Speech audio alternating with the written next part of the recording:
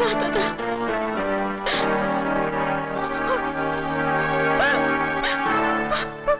রুমি, রুমি, রুমি তো এখনো ফেরেনি দাদা। এত রাত পর্যন্ত বাইরে কিসের এত কাজ? আমায় তো কিছু বলে যায়নি, মনে হয় রানার সঙ্গে সমাজ সেবা করে বেড়াচ্ছে, তাই না? তা তুমি আছো কি করতে? তোমাকে না বলেছি ও কোথায় যায় কখন ফেরে সব আমাকে বলবে, ওকে নজরে নজরে রাখবে? রুমি বড় হয়েছে, শিক্ষিত বুদ্ধিমতী মেয়ে, নিজের ভালো মন্দ সে নিজে বোঝে, তাকে কি পায়ে শেকল দিয়ে আটকে রাখা যায়? তাহলে তোমাকে পুষছি কি জন্যে? সারাদিন কি রাজকার্যটা করছো? আমি আমি তোমার পুষি এমন কথা তুমি বলতে পারলে? পুষছি না তো কি? মাস গেলে তোমার পেছনে কত টাকা খরচ হয় তুমি জানো? আমি তো ব্যবসাদার নই যে দাঁড়ি পাল্লার এক ধারে টাকা আর এক ধারে মায়া মমতাকে চাপিয়ে হিসেব করতে বসবো। ওই ওই মেয়ে আমার সব। টাকার জন্যে আমি মা সেজেছি, এটা আমি জানতাম না। থাক, আর নাকি কান্না কাঁদতে হবে না, দূর করে দেবো সব। বাবা, বাড়িতে ঢুকেই বাবাকে চোখ রাঙাচ্ছ, এত দূর আসপর্দা তোমার? স্পর্ধা তো তুমি দেখাচ্ছ বাবা। মাসিমার সাথে এরকম ব্যবহার করার কোনো রাইট নেই তোমার। রাইট? কিসের রাইট? কাজের মেয়ে মতো থাকবে। তোর মতো পায়ের জুতো আমি মাথায় তুলে পুজো করি না, বুঝেছিস? ছি ছি ছি ছি ছি ছি, এত অকৃতজ্ঞ, এত স্বার্থপর আমার বাবা, আমার ভাবতেও অবাক লাগে। থাক মা, থাক, বাবার সঙ্গে আমার জন্য ঝগড়া করিস না। সত্যি তো আমি তো এবারের কেউ নই। বুকের দুধ খাওয়ালে কি মা হওয়া যায়? আমি তো তোর বাবার পয়সায় পোষা একজন আয়া। এছাড়া এ বাড়িতে তো আমার অন্য কোনো পরিচয় নেই মা, কোনো পরিচয় নেই। ভুল করেছি মা, সব ভুল করেছি। না মাসিমা, কাকের পাশায় আমি শুধু কোকিলে বসেছিলাম।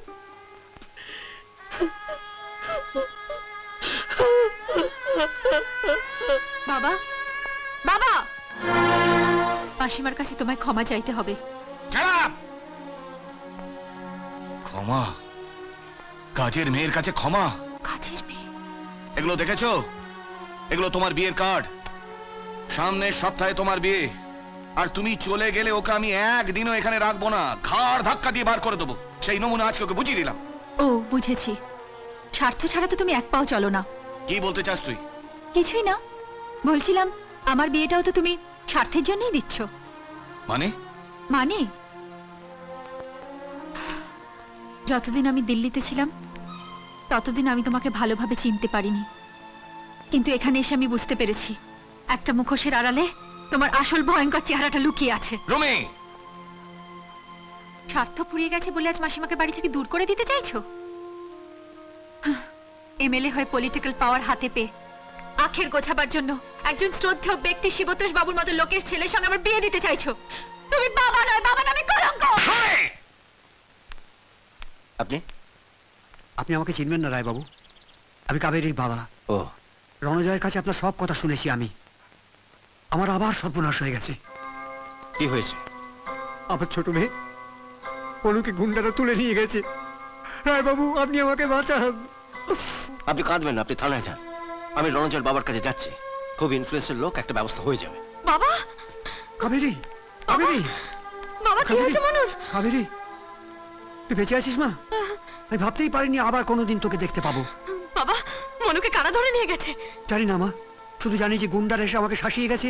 তোর বড় মেয়েটার যে হাল করেছি, এই মেয়েটারও তাই করবো। না দাদা, তুমি মনুকে বাঁচাও দাদা। মাফ করবেন, আপনার বড় মেয়ে চায় না যে আপনার ছোট মেয়ে বাঁচুক। দাদা, ইয়েস, তুমি চাও না তোমার ছোট বোন বাঁচুক। যদি চাইতে বাঁচুক, তাহলে তোমার যারা সর্বনাশ করেছে তাদের নামটা আমাকে বলতে।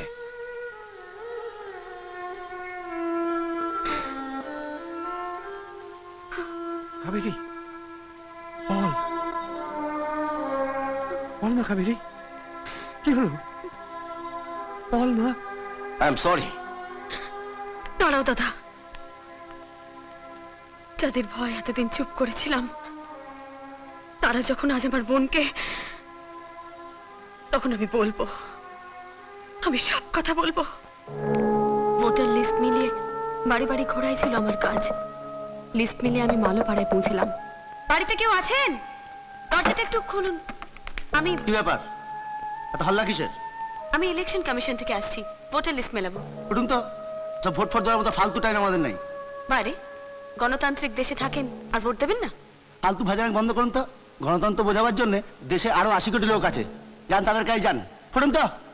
গণতন্ত্র যত সব। আমার কৌতূহল বেড়ে গেল, ভেতরে কারা থাকে।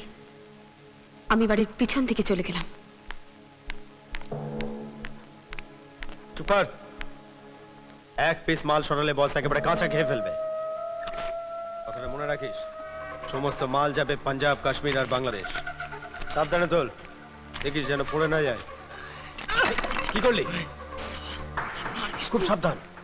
বস্তাটা হেভি কামাচ্ছে, তাই না গুলো? চুপ, ওরা বস, আমি একটা ব্যবস্থা করছি।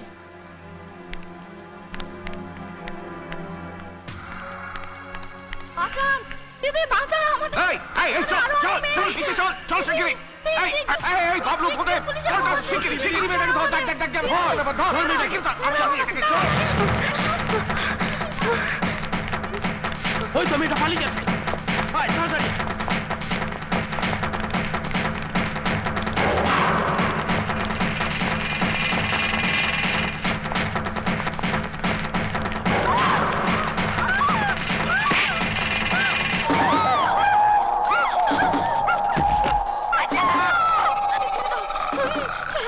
না, এগোবে না, এগোবে না বলছি।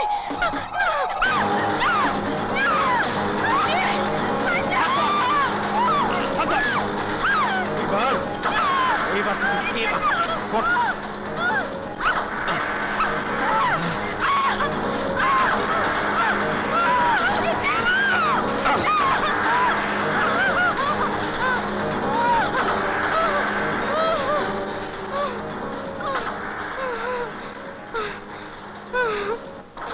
বেঁচে থাকলে খিচাইন করে দেবে।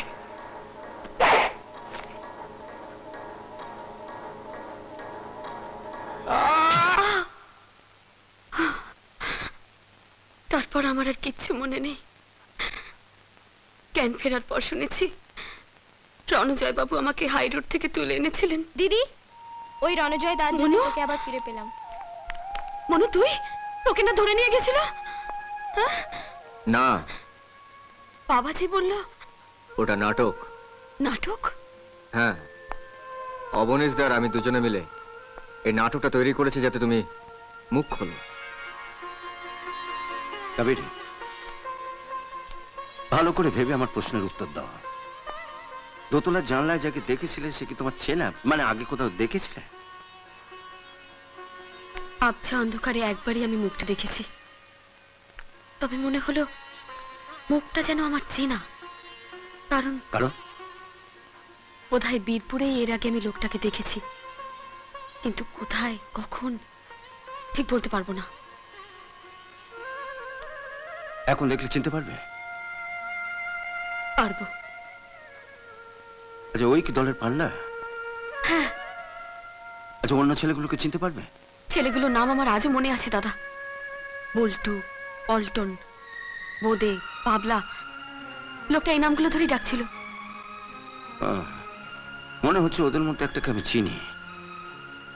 লকআপে নিয়েও এসেছিলাম, কিন্তু ধরে রাখতে পারিনি প্রমাণের অভাবে। তবে এবার আমি ছাড়বো না। কাবেরী, তোর উপর অনেক কিছু নির্ভর করছে। এখন যদি লোকটাকে চিনতে পারিস, বলতে ভয় পাবি না তো? আমার ভয় আপনারা ভেঙে দিয়েছেন দাদা। That's like my sister. Ranajoy, প্রথম থেকে আমি বলে আসছি, রহস্যের মূল ঘাঁটি হলো ওই মালোপাড়ার বস্তি। এখন আমাদের প্রথম কাজ হলো খুঁজে বার করা ওই বাড়ির মালিকটাকে। তার দায়িত্ব আমার। ঠিক, তুমি জানতে না? এই তো মিউনিসিপ্যালিটি রেকর্ডে মালিকের নাম পরিষ্কার লেখা আছে, শ্রীমতী স্নেহময়ী ঘোষ। স্নেহময়ী ঘোষ? হ্যাঁ, শ্যামসুন্দর করের শাশুড়ি।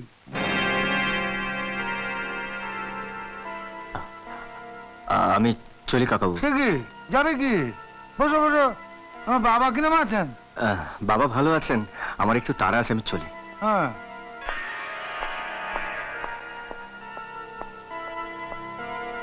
আশ্চর্য। রানা, রানা, রানা, খুব সেই সকাল থেকে তুমি তোমাকে জানলে কি খুঁজছি। করে যে আমি এখানে আসবো? মিস্টার রায়ের বাড়িতে গেছিলাম, উনি বললেন তুমি হয়তো এদিকে আসতে পারো। উঠে এসো না নানা, তোমার সাথে খুব জরুরি কথা আছে।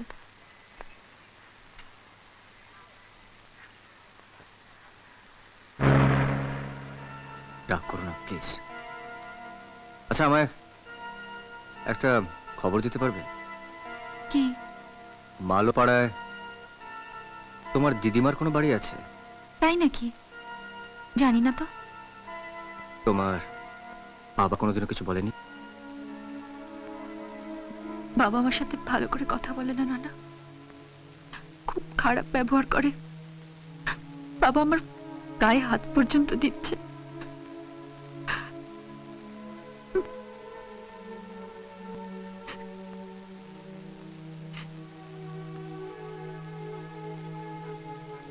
কি দেখছো? হ্যাঁ, কিছু না। তুমি এখন বাড়ি যাও রুমি। আমাকে এক্ষুনি একবার অবনীশের সঙ্গে দেখা করতে হবে। মালোপাড়ার রহস্যটা আমাকে জানতেই হবে। কে? মালোপাড়ার রহস্য ভেদ করার ইচ্ছে তোমার এখনো আছে? আপনি কি বলতে চাইছেনটা কি? সেটা তোমার বোঝা উচিত ছিল। কেন মালোপাড়ার রাতারাতি শিব মন্দির গজায়? কেন সেই মন্দির বাঁচাও কমিটির সর্বে সর্ব করা হয় তোমার বাবাকে? আমাকে বদলি হতে বলা হয় কেন? এবার কাবেরীর মুখ বন্ধ করবার জন্য তাকে খুন করার চেষ্টা করা হয়। যা বলার স্পষ্ট করে বলুন। বুদ্ধিমান লোকের পক্ষে ইঙ্গিতই যথেষ্ট। আসলে অন্য একটা জিনিস তোমার বোধ শক্তি নষ্ট করে দিয়েছে। কি সেটা? আজ তো একটা রাজত্ব, তার সঙ্গে রাজকন্যা। মহাপুরুষরা এই প্রলোভন ত্যাগ করতে পারে না। তুমি অমনীষা! কেন তোমার মতন একটা মিডল ক্লাস ফ্যামিলির ছেলের সঙ্গে সুজাতার বিয়ে হচ্ছে? কেন একটা অন্য লোকের এমএলএ হওয়ার দায়িত্ব নিতে হচ্ছে তোমার বাবাকে? আপনি কিন্তু বিশেষ একজনের দিকে আঙুল তুলছেন অবনীশদা। আমি তুলছি বিকজ আই এম শিওর ওই লোকটাকে কাবেরী দেখেছিল মালোপাড়ার দোতলা বাড়িতে। শাশুড়ি স্ত্রী অবর্তমানে ওই লোকটাই ওই বাড়িটার মালিক। কাবেরী তার প্রমাণ দিতে পারবে? পারতো কাবেরী পারতো, যদি ওকে কাবেরীকে সঙ্গে নিয়ে যাওয়া হতো এই লোকটার কাছে। কিন্তু আমার বোনের প্রাণের ঝুঁকি আমি নেবো না। আমি নেব, আমি প্রাণের ঝুঁকি নেব। কারণ কাবেরীর জীবনের দাম আপনার চাইতে আমার কাছে অনেক বেশি। তাই নাকি? তাছাড়া কে কাবেরীর ওপর আমার একটা অধিকার আছে। অধিকার? ওই রাস্তা থেকে তুলে এনে প্রাণ বাঁচিয়েছিলে বলে? শুধু তাই নয়, কাবেরীকে আমি কাবেরীকে কি বলো? যা বলার আমি কাবেরীকে বলবো, আপনাকে নয়। কাবেরীকে ডাকুন, কাবেরীকে। কাবেরী এসো, এসো আমার সঙ্গে এসো। কাবেরী, আমার ওপর তোমার বিশ্বাস আছে? হ্যাঁ। বলো, এই মুহূর্তে যদি আমি তোমাকে আমার সঙ্গে যেতে বলি তুমি যাবে না? আর এক মুহূর্তে কেন নয়, চলো আমার সঙ্গে, চলো। দাদা! কি করলে বাবা? কেন? ছেলে হিসেবে রণজয় একটা আদর্শ, তুমিও সততায় সন্দেহ করলে? ভুল করলে বাবা। ও 100 ভাগ খাঁটি। ভুল আপনি করছেন মেসমশাই। ভুল? 100 ভাগ নয়, রণজয় 100-র মধ্যে 200 ভাগ খাঁটি। খাঁটি লোহা তো মরচে ধরে মেসমশাই, ঘষে মেজে সেটাকে ছাড়িয়ে নিতে হয়। রণজয়ের মনেও একটু সন্দেহের মরচে ধরেছিল। আমার কড়া কথা ওটা কেটে গেছে। ও নিজেও জানে না ও কাবেরীকে কতটা ভালোবাসে। আমার একটা খোঁচা ওগুলো সব বেরিয়ে এসছে। এসো, এসো আমার সঙ্গে। বাবা, মা, কি হচ্ছে রে? বাবা। কি হলো? হ্যাঁ, অত চেঁচাচ্ছিস কেন?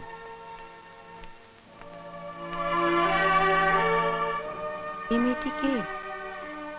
কি চায় এখানে? মা, এই সেই কাবেরী। কাবেরী? ওই যাকে তুই রাস্তা থেকে... হ্যাঁ, আজ আমি ওকে এখানে নিয়ে এসেছি একটা প্রমাণের জন্য। তোমরা ভেতরে এসো, এসো। মালোপাড়ার বারান্দায় যাকে দেখেছিলে তার কোনো চিহ্ন বা তাকে ঘরের কোথাও দেখতে পাচ্ছ?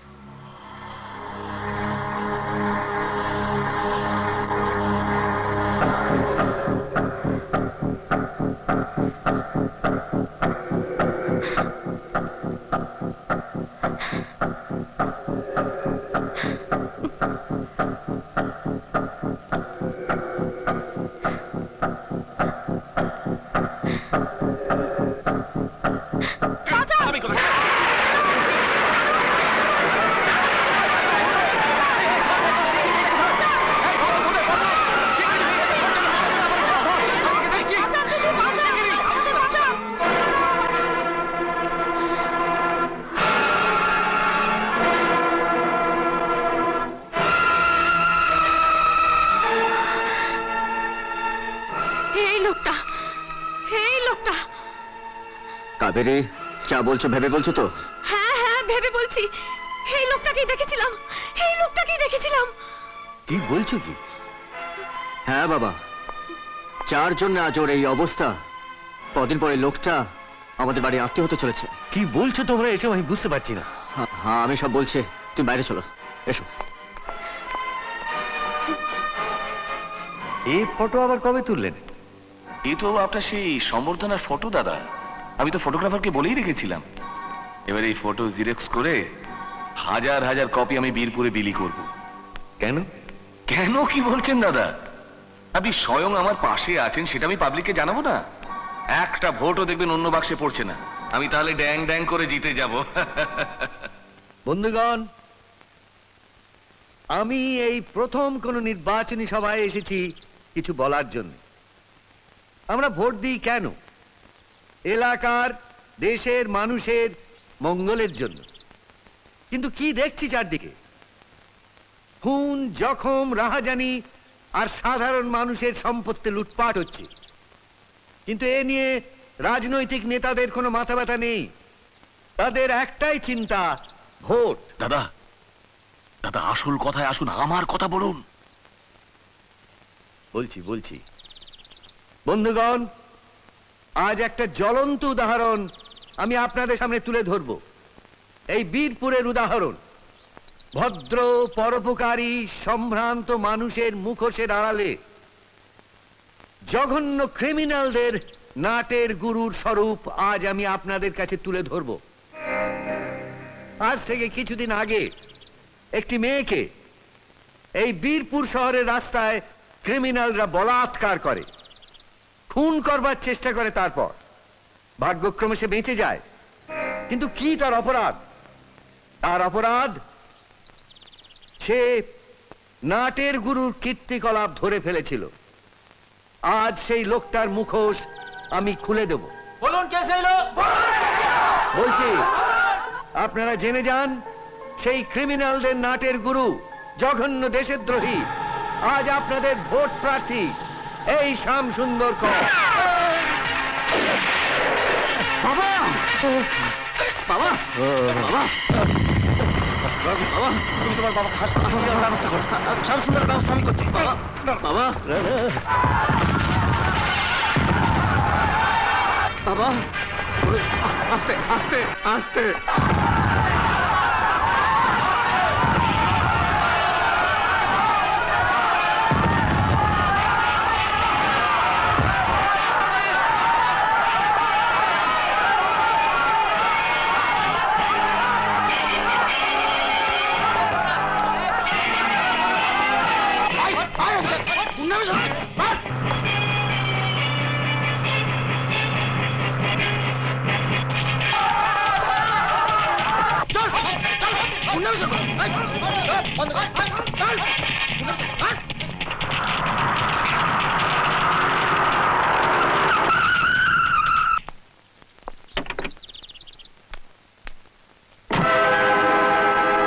অবনীশ বাবু, আপনি?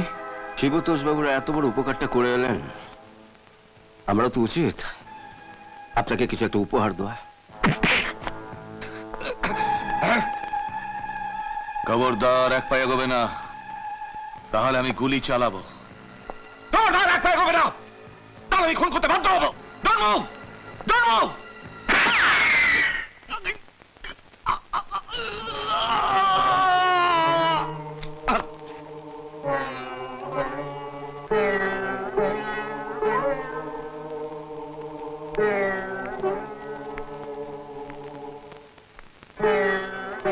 এ তুমি কি করলে সুজাতা?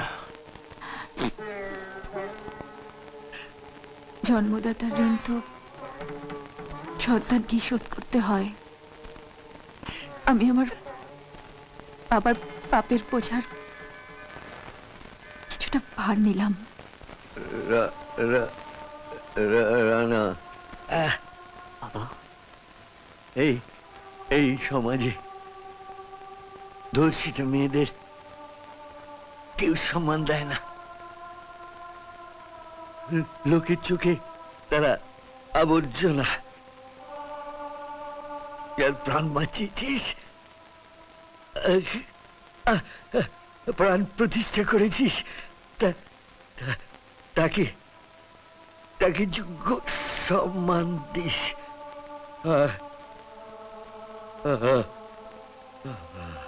वासांसि जीर्णानि यथा विहाय नवानि गृह्णाति नरो पराणि तथा शरीराणि विहाय जीर्णा नन्यानि संज्ञाति नवानि देहि नैनं छिन्दन्ति शस्त्राणि नैनं दहति पावकः न चैनं क्लेदयन्त्यापो न शोषयति मारुतः जातस्य हि ध्रुव मृत्यु ध्रुवं जन्म मृतस्य च तस्माद् परिहार्यार्थे न त्वं शोचितुमर्हसि देहि नित्यं बधोऽयं देहे सर्वस्य भारत तस्मात् सर्वाणि भूतानि বাবা কেমন আছে?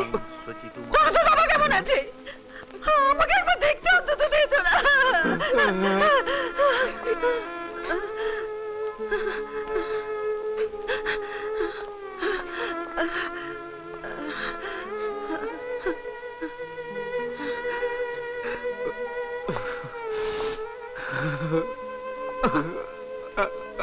বাবা, তুমি কথা বলছো না কেন? কি হয়েছে তোমার?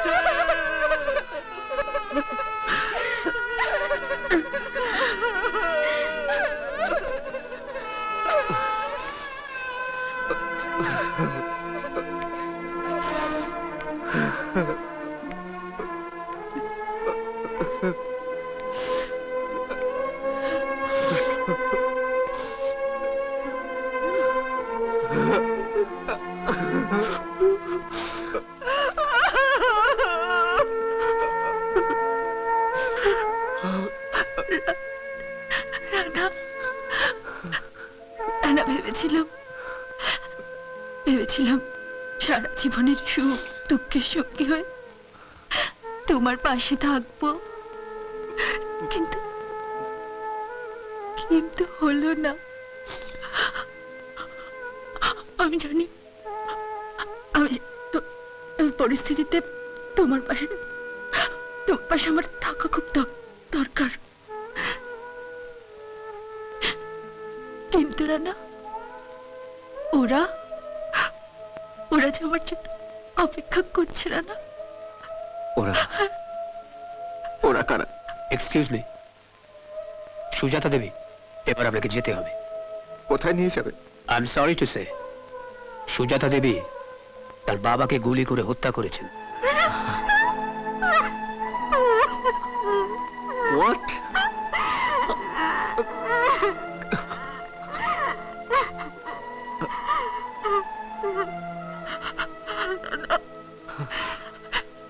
এছাড়া আমার আর কোনো উপায় ছিল না রানা।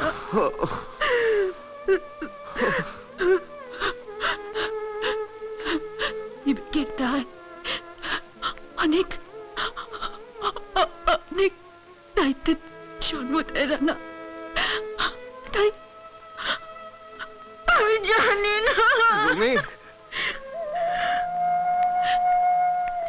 যাবার সময় একটা অনুরোধ করলে রাখবে?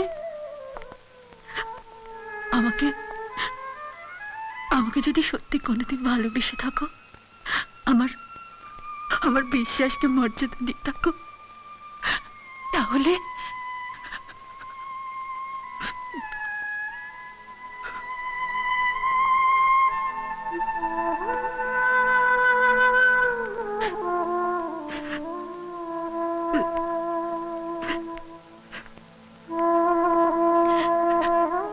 রানা, কাবেরীকে তুমি রুমি, আমি তোমাকে না না রানা,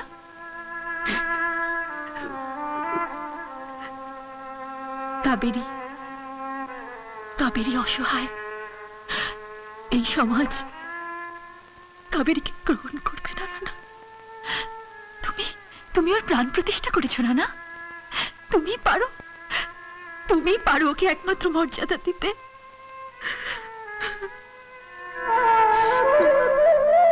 তুমি শিবতোষ জেঠুর যোগ্য উত্তরাধিকারী। কাবেরীর দায় যে তোমার দায়িত্ব রানা, তোমার দায়িত্ব